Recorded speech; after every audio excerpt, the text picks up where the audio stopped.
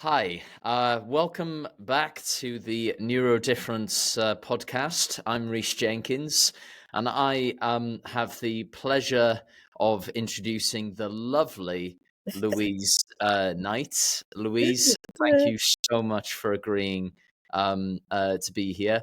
You're very Um, welcome. we just a little bit of background on myself and Louise. We both worked together at the autism charity Autistic Minds UK for a time.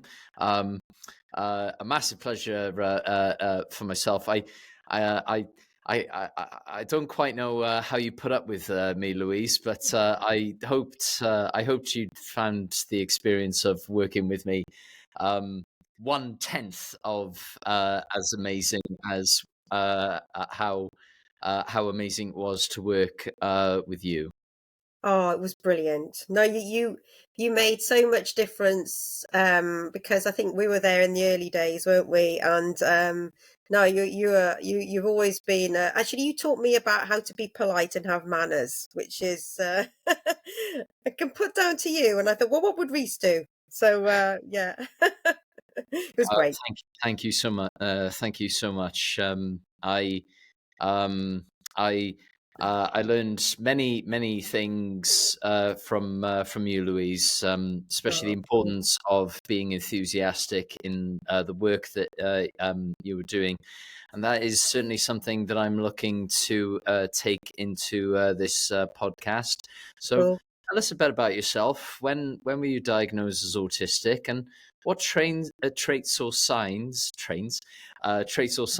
did you recognize before you were diagnosed? Oh, very good question. So I was kind of lucky and unlucky. So serendipity, as someone we know always says. I was 42 when I was diagnosed, and if you go by Douglas Adams, that's the answer to life, the universe, and everything. So I can say that was for me, because it changed my life for a massive positive after I found out. Because it made sense, because I didn't understand. So some of the traits that I'd noticed before and the struggles I'd had was, oh gosh, there's quite a lot. So I'll try and narrow it down to communication was massive. I didn't really understand conversation with everyday people. I didn't really understand what people were saying, and I definitely felt a lot of isolation. And I think another thing was not really knowing myself, because when I was growing up, not knowing that I was autistic, I didn't have sort of a framework to go by. But I knew that my life and existence didn't match what society said was a sort of norm and acceptable and expected. So it was a confusing time, very confusing before 42, and I just knew from very young that I wasn't like other people. I just knew it. Mm. I yeah, no, I felt quite similarly before I was diagnosed. As you know, at the age of 16, I always felt as though I was different, especially um, uh, growing up in a speech and language unit from the age of 4 until I was 16. Received support, and I really liked your point there about societal norms. Learning about those, it can be quite a daunting experience, can't it? Yeah. Oh gosh, yeah, there is so much to that. And something I kind of learned after 42 was that being myself actually sometimes can be very refreshing in certain situations with people. And being my authentic self has really actually helped some people bridge gaps. So, yeah, it's good when you And can learn to accept it. gain the confidence as well to deliver talks. before my talks for Autistic Minds UK. Whenever I chatted to you about one of my talks, the nerves lessened Yeah. somewhat, and I found that it was a lot easier to talk at my best. Shall we say? I know I'm probably making it sound like I'm a 100-meter sprint runner. But I often think that's what the experience was like of being a community coordinator at Autistic Minds. Um, you're if you don't mind me saying, Louise was probably, in my mind, probably the greatest helpline manager. She managed the helpline at Autistic Minds UK, and to be honest, I can't really imagine anybody else um, managing that helpline other than you. Um, Oh, Perhaps, would you like to tell us what the experience was like of managing that helpline in Autistic oh, Minds? oh, it's awesome. Um, particularly when, because it all happens so fast. I don't know other people's experiences, but from finding out I was autistic, to going on the employment program to then work somewhere else, but then start working at the then autism directory, wasn't it? Then Wow, from feels like it actually was like, Autistic Minds forever. what's that? It feels like it was Autistic Minds forever I now. know, yeah.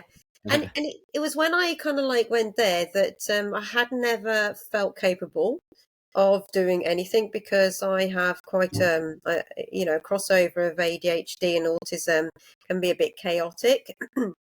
So I found I could never meet the expectations of some other roles. You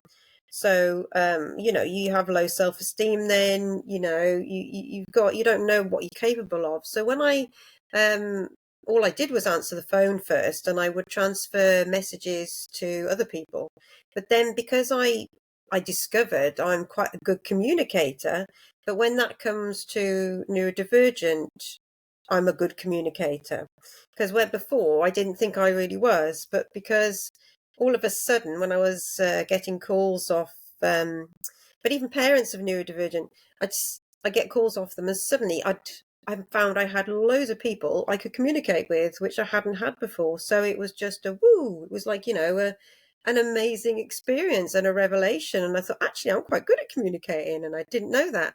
Also, really good at seeing the whole of what somebody needs support and help with. So some people said to me, because of what ended up happening was that I had regular callers, I ended up befriending people, I ended up supporting people on a journey to better their lives, to understand themselves better.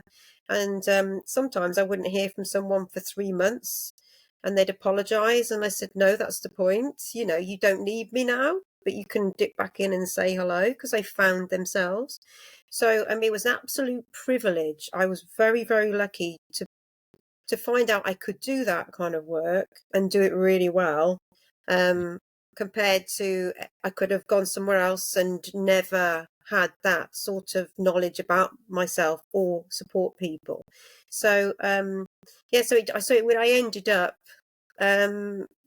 doing a full support, creating support groups, creating coffee mornings, doing talks. I ended up doing it. Just grew. It just continued to grow. Well, Yeah, so on the basis of that, I would say that you're more than just a good communicator. I'd say you're a phenomenal communicator with yay. neurodiverse people, and further evidence of that would be in the Facebook group that you maintain in South Wales Neurodivergent socials, regular Yay. post. And please, everybody, encourage you to look up South Wales Neurodivergent socials on Facebook. That's Um, cool. very, very, very, very good group. some amazing people within it. Would Yeah. you like to tell us a little bit about that, Louise? Yeah, so that was an accident, just like working for the autism directory was sort of an accident. So yeah, so somebody had it before, and I think there was about 50 people in the group, and then they just wondered if someone wanted to take it over. So when I was doing the helpline, I had communication with so many different neurodivergent people that there wasn't one way where we could all be together to help each other. So I realized when I talk to different people, there's a GDPR thing. You can't introduce them to each other. So, but I used to think, gosh, I think they'd get on really well with so-and-so, or so-and-so will get on well with them. And I thought one of the main issues I was finding was isolation was huge. And I seemed to be the only connector for them to realize or understand themselves, and some had never talked to somebody neurodivergent before. So then when I took over the group, I thought, well, this is a really nice way of people getting together, getting to realize who they are. So that's why I set it up. That's why I took it over, because I kind of thought I had somewhere to signpost people to. Well, go to this group and you'll find other people in your area like you, and you won't be as isolated. And so it went from, I think, 50 people to, I think there's 1,100 on there now, all within South Wales, and they all support they support each other, which is brilliant, because then that's not me being the only person that they're talking to anymore. They're talking to other people who have different perspectives, because I've only got one perspective. Mine might not fit someone. So, and they've set up groups and meet each other, and and they've taken on that role, and they've taken the initiative to create their own groups, so I can just kind of, if they need me to, step in and support them. But a lot of the time they're finding their feet, which is an absolute pleasure to see people find their feet, see them shine. Yes, I think. Absolutely, absolutely. Um, uh, in terms of, it's funny, finding your feet. I often find in personal experience, finding your feet is kind of like the complete opposite to unexpected changes. Unexpected changes we talked about previously on the podcast. And would you say that you can struggle with unexpected changes, say, for example, in routine? 100%. Absolutely.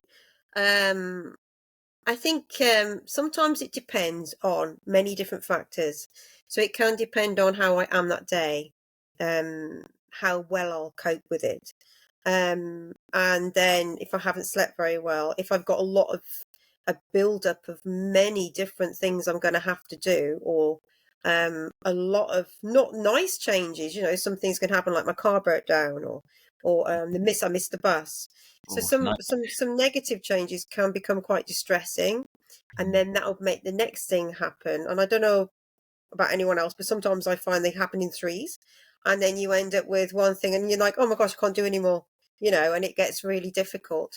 But Run out to of, say with, what's that? run out of spoons. Run out of spoons.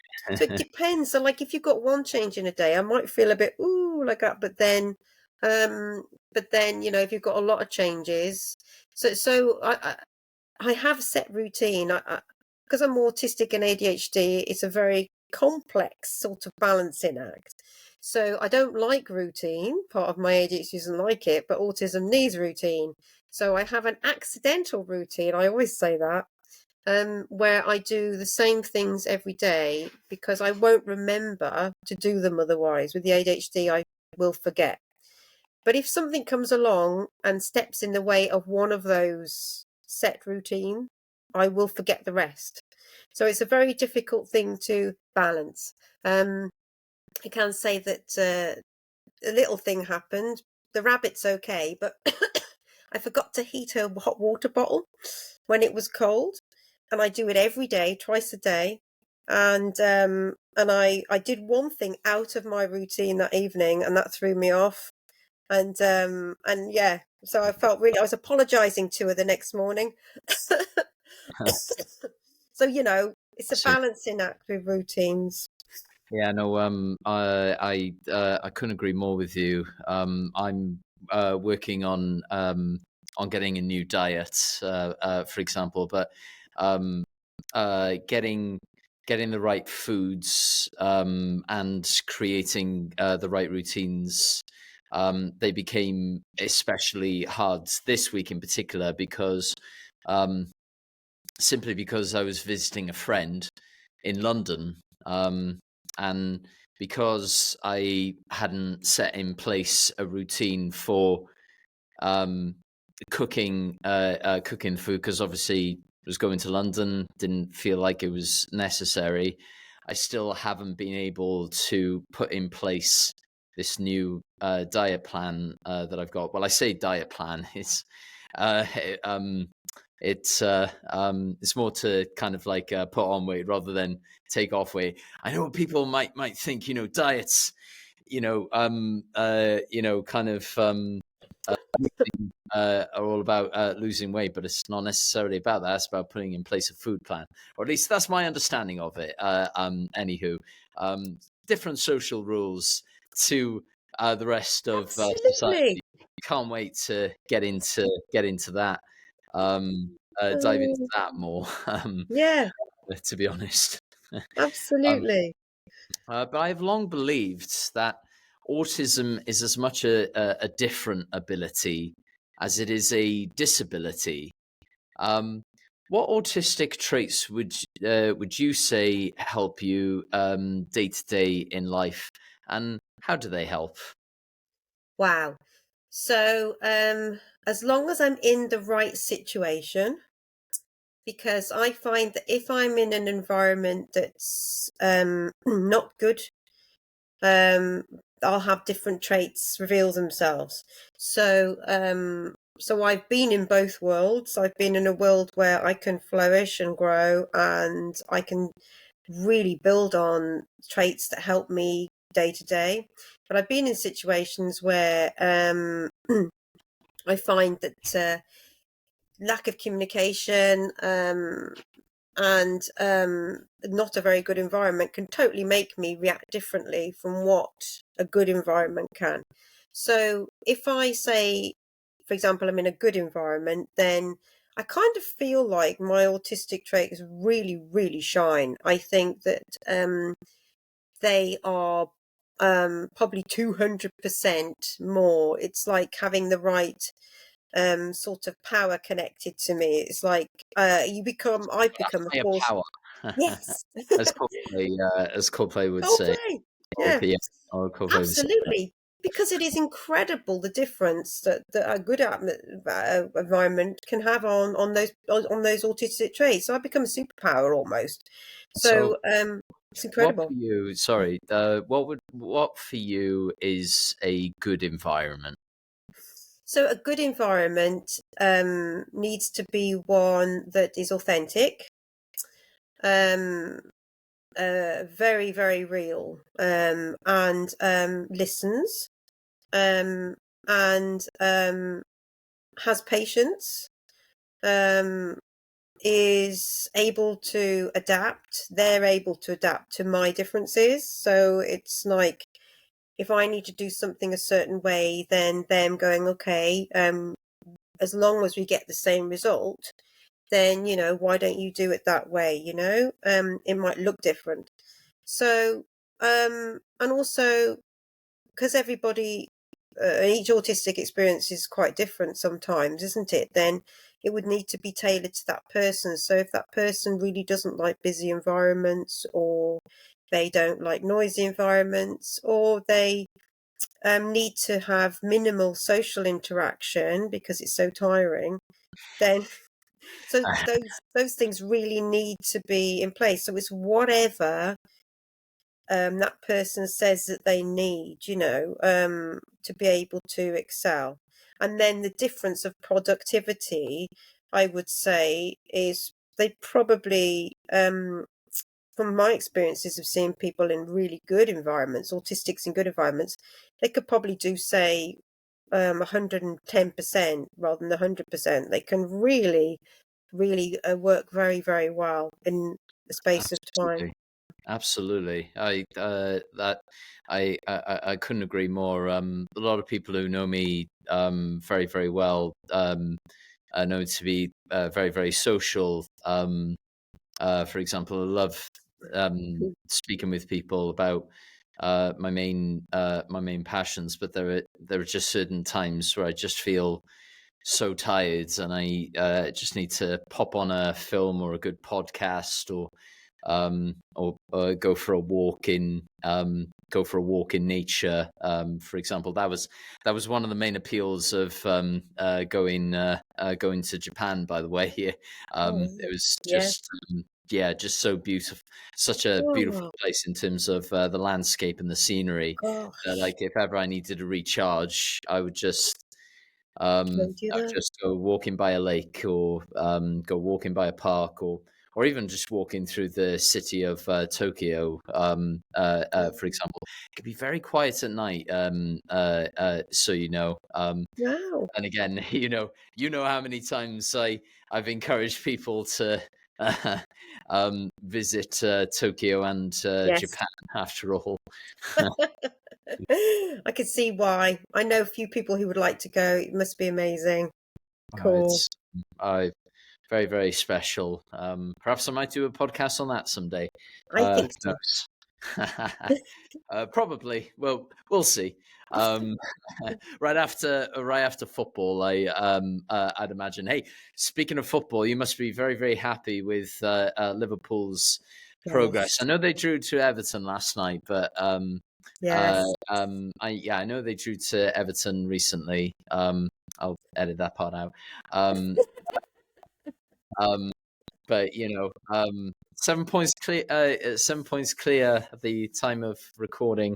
By the way, though, of course, this interview will probably be dropped in about in the next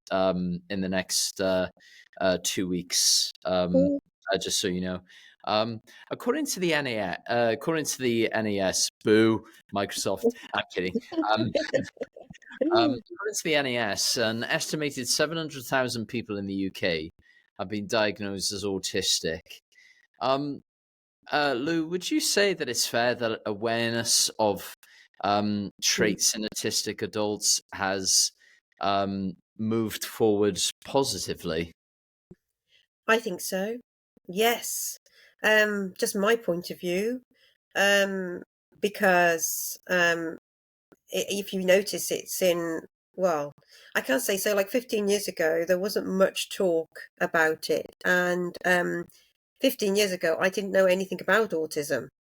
And so when I found out about, about a relative being autistic, I don't know anything about it. And then I had this book, and then I was like, oh, this sounds a bit like a few people I know. And I was I looked at that, and then since 15 years, my goodness, the change, the conversations, the programs on television, the news reports. There seems to be weekly news reports on somewhere or something being started or being talked about. Um, I know there's like an autistic bus experience around at the moment as well, which where some you can go in and they say have an autistic experience, which well, it can't really be totally because it's a lifetime, isn't it? It's a bit different than 1 minute, but it gives a little glimmer into what it can look like. So I do think that the conversations and on news reports and everything like that is why it's increased, because I think people have started to recognize the struggles that some people might have had, and they go, well, it could be that. And I think that's why we're seeing more and more people reaching out, which is Sure. good. especially Yeah, literature, books, and yeah. what was the title of the book that you read, if you don't mind me asking? Oh my gosh, it was a long sentence, and I've got memory issues. So hang on a minute. It was actually done by the local health board, Mm. and it was really good, and it's still a book I go back to. So that was 15 years ago, um, and a guide to, I think it was called A Sorry to Guide put you on the to. spot there. I know 15 years ago, that's a long time, especially for It still yeah, was really good. A guide still. neurodiverse people. Sorry. Sorry. Yeah, no, 15 years is a long time ago for a neurodiverse person. I can um, barely remember what I was doing 15 years ago. I know, I was thinking about yesterday as well. I don't even know what I was doing yesterday. But I think it was a guide to autism for parents and carers. I think that's what it was called. And it was really good, actually. It was lovely. Yeah, uh, yeah, no, if I yeah, please send me details of that book if you could, I've and still got it. Yeah, yeah, no, I'll will do. in pop it in the upcoming Neurodifference blog. Um, Cool. when spotting traits in autistic adults, how important is it to pay attention to these traits and listen without judgment? Uh, Two topics that have been covered on the podcast. Just how important would you say Very, for those are? me. As far as I'm concerned, very important. I think it's the difference between communicating and not. Um, because when I was doing the helpline and now, with the group, I noticed that it can vary with different people, and you won't. I make an effort to find out what they are when I chat to people, because I think uh, because of not everywhere recognizing it or hearing what an autistic person has to say, and it's like a different language sometimes, I think. So I'm not blaming anyone, but it's just like when they don't get heard or seen, it makes a massive difference when they do get heard and seen. So I make an effort every time I meet anybody neurodivergent, autistic, to work out what their traits might be, what differences they have. Say, like, some don't like touch at all, and so I mean, everybody makes mistakes, but I try and I don't touch anyone without asking permission first. So I mean, you shouldn't anyway. I know that, but I'm a hugger. So and some autistics love a deep pressure hug, because that's another way of, some autistics really like that, but other ones wouldn't want you to touch them at all. So so that can have a nasty, the person might not cope with that at all. So it's respecting their boundaries and what it is that they need and what because ultimately, at the end of the day, I absolutely love chatting to autistics, neurodivergent. So it's an investment for me to be able to help someone be seen and heard the way they need to be seen and heard. So I think if anybody's working with autistics, it's the difference between a good relationship and a not functioning relationship. Because trust is a massive part of being Absolutely, connected to an autistic. So, and absolutely, respect. yeah. Well, I I've been supported to try and find employment in the past, and I've found that the more that somebody understands how my brain is structured, my social rules, cues, how I like to communicate, it just makes the world of difference in me being able to trust them to help support me, and Yeah, yeah, no, I've been very, very lucky when working on Autistic Minds. Pretty much, I I don't think I ever had a social worker that I didn't trust. To be honest, because they they took the they took the time to understand me. They worked for For those who don't know, they worked for a service called the Autism Support Service, or TAS, as we like to call them, didn't we, Lou? Yeah. And I don't think I ever had a support worker who didn't make me feel empowered, and that was such a critical factor in my job. Mm. Before that point, I'd been through training programs, and I'd had a few jobs up to that point, but I'd never worked full time, and this was the closest to working full time that I'd ever been. And Yeah. yeah, my support just made the world of difference. It's Uh, really, yeah, it's really important, isn't it, to have people who get you? Because not, it's a bit like any kind of service, say like counselling. You're not going to fit with everyone, and I know you are. You'll love, you can you're quite adaptable with things. But sometimes I remember when I was supporting people, there was some people who say my hyperactivity with my ADHD really didn't suit them at all, and that's okay. And I used to pass them on to someone else that worked at Autistic Minds who was amazing, who was calm. So sometimes I would really pay, and I'd never take it personally because I know we can't always link, as people, can we? So whenever my hyperactivity really works for some people, but other people it really, yeah, it's not good. So I go, oh, I think, so it's not rejecting that person, but it was like, I think you benefit more from somebody calmer than me.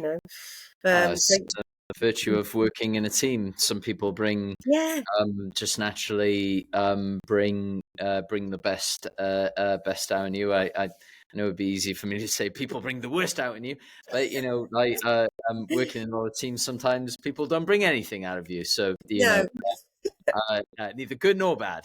Um, but yeah, no, it's just like that, isn't it? yeah, Some people just bring the absolutely, best out in who you are. Um, yeah. I final thing I kind of wanted to discuss. What examples of masking uh, can you think of, and which ones do you reckon lead to social burnout? Kind of discussed masking on the podcast. If you'd like to give a little introduction to what masking is, because I know you're an absolute pro um, at You this, I know, really appreciate that as well. so masking is a very, very tiring, exhausting um, thing. I did it for 40, well, maybe I'd say 42 years before I found out I was autistic, but I suppose I might not have done it as a baby.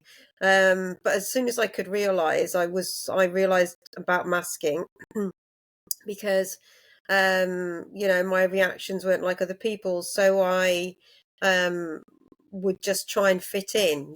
So I was always so masking is where you don't really use your authentic self and your feelings and your thoughts. You do it to fit into the environment of where you are, because you might not recognize the format of how people are talking, how it's run. So you learn your cues and your information off the people around you who have been doing it for ages, and you try and um, fit a role. So it's like acting. I've always said that I think a lot of autistics would make amazing actors, and we all deserve an Oscar for some of the performances that we've had to do.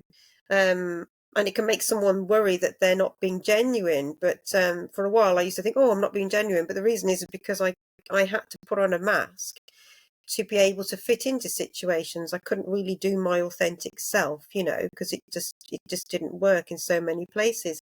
So That's often that's, social rules and cues, isn't it? yeah, in And where, all sorts. Sorry, go on. yeah, because say like a narrative of if you're if you go to certain places, then the conversation might be about things like like the weather, or and quite often we're not that keen on small talk, but we know it's an introduction to a conversation with autistics, isn't it? But autistics often don't do small talk, so it's a rather, we kind of wonder, well, why are we talking about the weather and why are we talking about this? It's like a very confusing if that's the way your mind is. So we'll mask and pretend we're coping.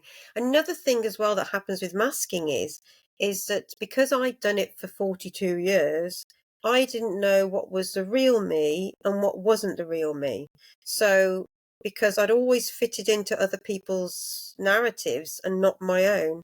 And so it took quite a few years to learn out who the real me was, because I'd always put on a mask. And I always knew then after that when I was doing a mask, because I'd start to feel anxious, tired, unable to continue a conversation.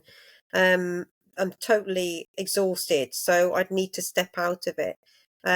So that's when you get a burnout, because you're running on a high level of pretending, sort of, fitting in, this sort of the masking that you do. When you do your authentic self, you don't get as drained normally. Depends on the situation you're in, but when you have to pretend, it's like if you've got a script, you've learned a script for a play, and you're constantly going by a play script rather than your own natural thoughts and feelings. You're remembering what it is you need to what you're thinking at that time. You're yeah, going script. Yeah.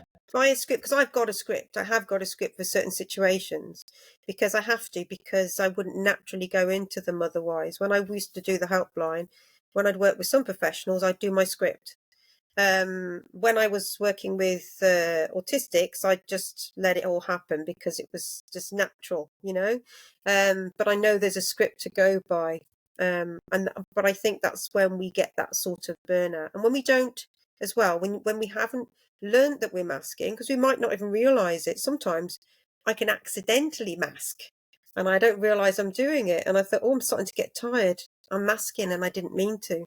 um so and also, when you don't know those things about yourself, you're more likely to go into longer burnouts, because if you don't notice the very beginning of a burnout and step away, recharge, and then come back, if you don't do it straight away, it becomes a longer recovery time because you've pushed yourself further than you're able to do. So it's a balancing act of learning when you need to step away and allowing yourself that to recover, and then go back into certain situations. Absolutely. It's very, very interesting. I